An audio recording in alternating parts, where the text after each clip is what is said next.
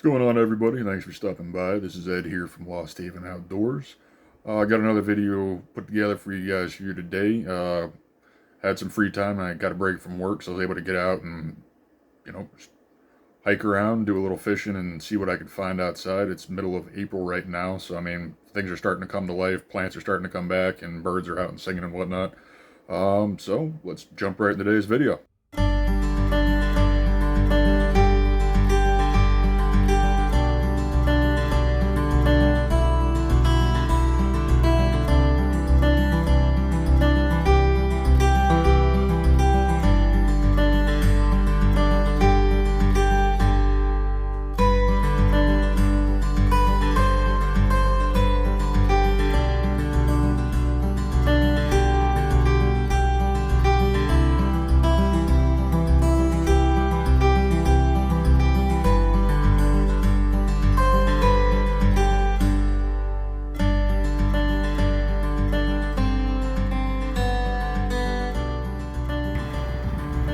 Oh, it's going to be a noisy one here today. We're underneath the bridge.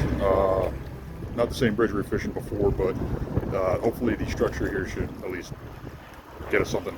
I was fishing here a couple weeks ago, and the weather was not that great. Didn't catch a single bite out here for about 5 hours. So hoping today's a little better day. We got some weather moving in this afternoon, so hopefully the bite's on before this thunderstorm rolls through.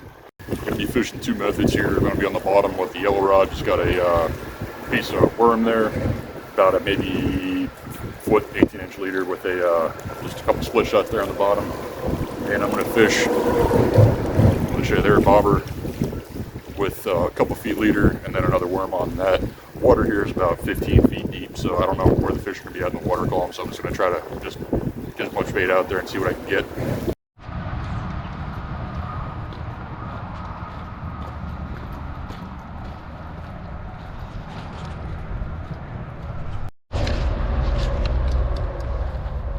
Check this out. Pretty wild. Not sure if this is chaga or not. Maybe someone could tell me what it is here. I don't think these are birch trees, so that might rule it out, but maybe someone could tell me here. What's going on, everybody? The hunt for the elusive fish continues. Oh, there's the dam there. Over here, you can see through the clearing there, that's about the deepest part of the lake. So we're fishing right around the edge of that.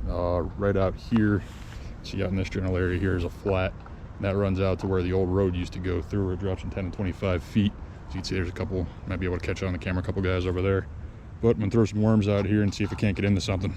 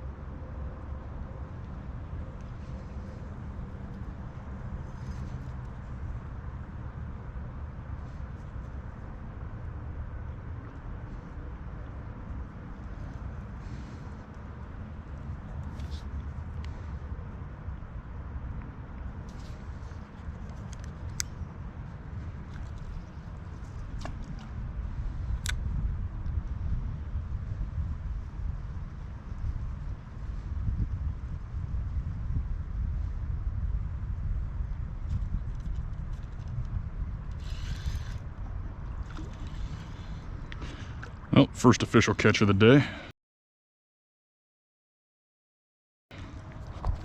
And a nice quick release.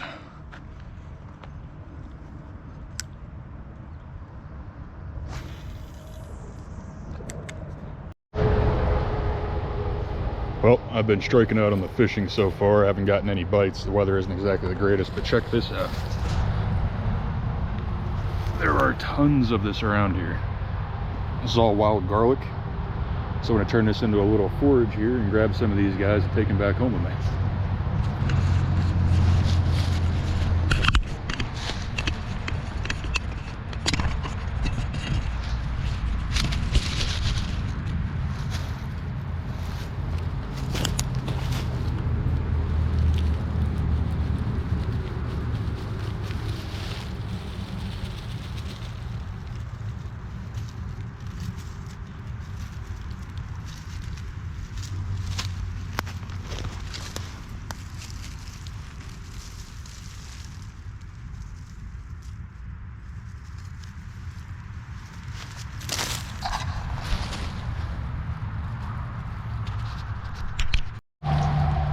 Place is just absolutely loaded with these. I'm gonna go ahead and pull these out. Fortunately, this ground is nice and soft, so you just grab them, give them a yank,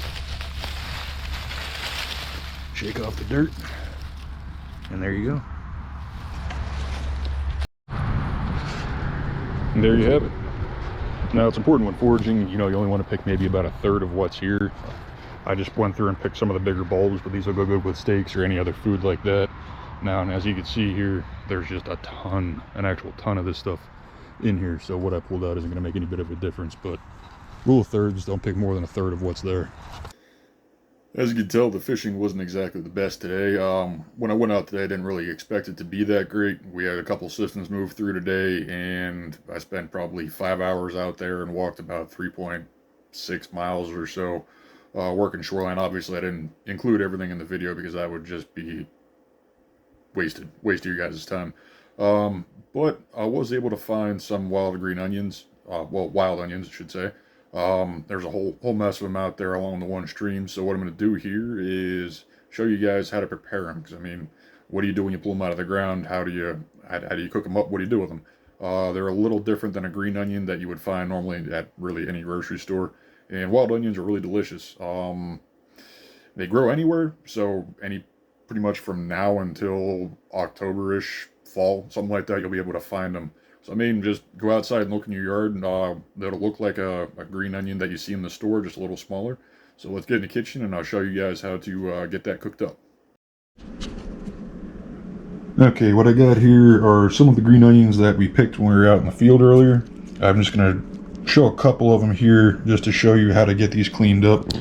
As you'll see, like, they have the this outer skin here on it that peels right off. Now, what you guys do is you want to make sure that you clean these things really good, because they were out in the woods and who knows what they were exposed to. The first thing I like to do here is with these onions is you'll see this root section here. You just go ahead and cut that off there. And it's like this one has that dirty skin. Go ahead, peel that off. Put that in your discard pile. Go ahead and cut the root off of this. Peel the that outer skin off. Make sure that's all out of there.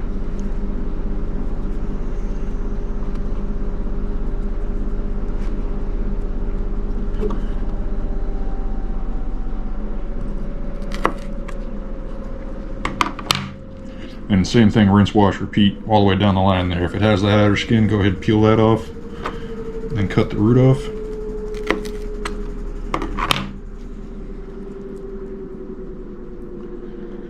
As you can see, these aren't very big. That's why I was very selective on which ones I picked, because if you're, like even this one on the smaller side, compared to that, your yield is going to be very different.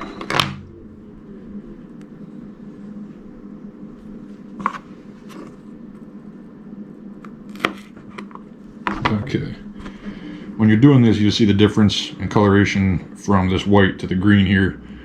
This part I really don't use because it's really hard. It doesn't really cook up well. When you cook it, it just gets really tough. So I like to cut it right around the base and slice this up. And then this portion up here, you could slice up and to make like little chives. And just give you a little extra flavor in the dishes that you're cooking.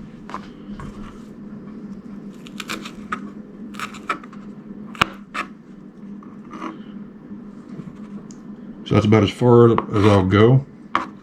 And like I said, like this portion here, you could feel the difference in it, like where it starts to get a little harder, like right around in here. That's where I'll cut.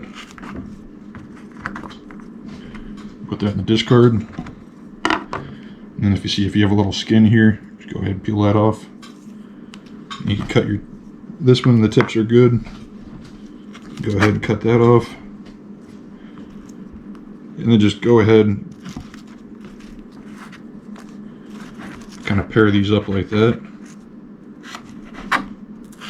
And just go ahead and slice it.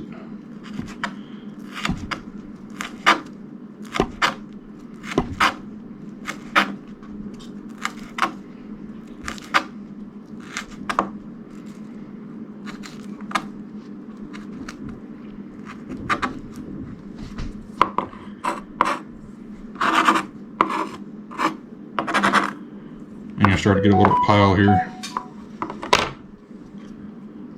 And this one, I'll just peel this off.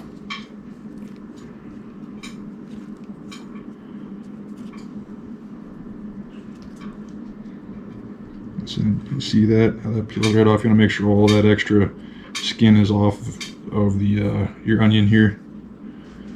Just go ahead.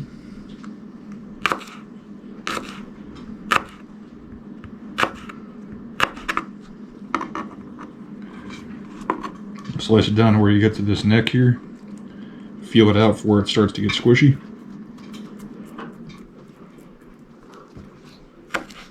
Cut that out there.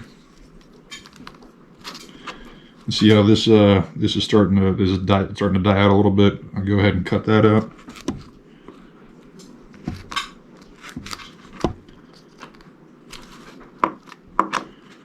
And just go ahead and slice this up.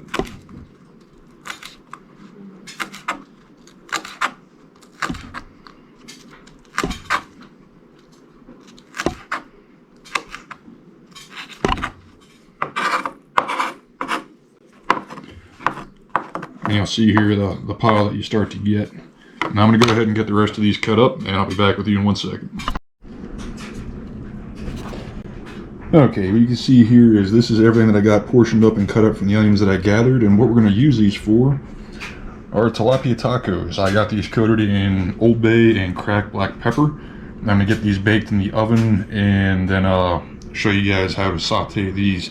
Now I'm going to try making a horseradish mayo sauce to go along with these. I mean, not sure how that'll taste, but we'll give it a shot. And see you guys over at the frying pan. Okay, what we want to do here is get your butter added to your pan. Get that starting to melt down a little bit. Throw a little bit of vegetable oil in there to keep it from burning.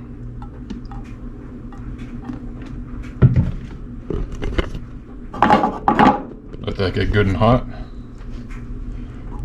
So I'm running a propane stove here, so this will heat up here pretty quick. And I'm sauteing this while the tilapia is in the oven. I have that set at 400, and that should take about 25 minutes or so for that to finish cooking. So, now that that's going, I'll go ahead and dump in my onions here.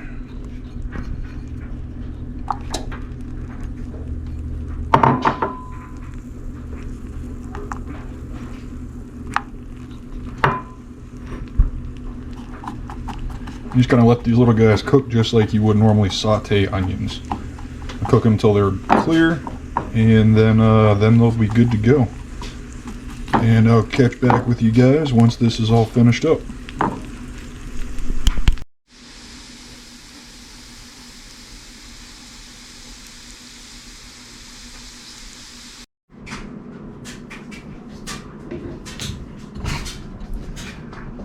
Alright, now the tilapia is done. What I've already done is I've already gone and chopped it up here. And I've already added my mayo to it. What I'm going to do here is just add the tilapia here to the taco.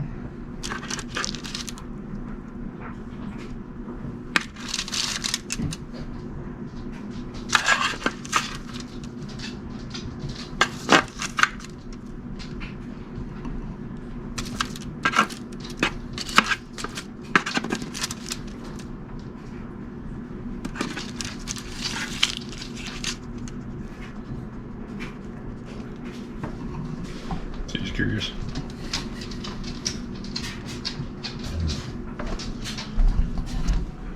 Now we get our onions here.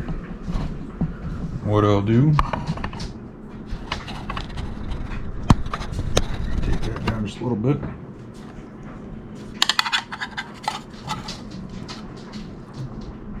And sprinkle the onions across it there. And I'm doing two at the same time, so I'll just flap this over.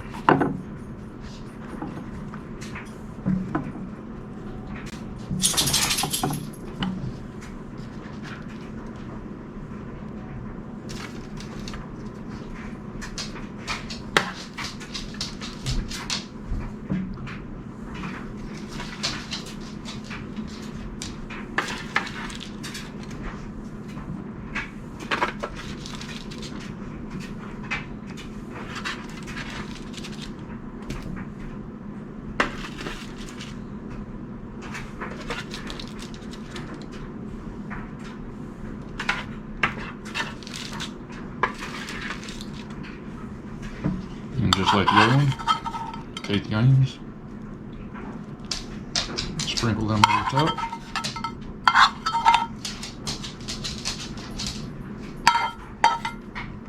And voila. Don't let those tacos appearances fool you. They were absolutely delicious. The horseradish mayo on there, that was absolutely amazing. Now, I typically like to throw some bell peppers in there too, just slice them up, but I didn't have any on hand. I thought I did, but I did not. So, it is what it is. And had an absolute blast making today's video. You know, you never know what you're going to get into on any given day when you get out in the woods and start exploring. That's the great part about it. You know, there's nothing set in stone. It's all just whatever happens. Well, until next time, I'll catch you guys later.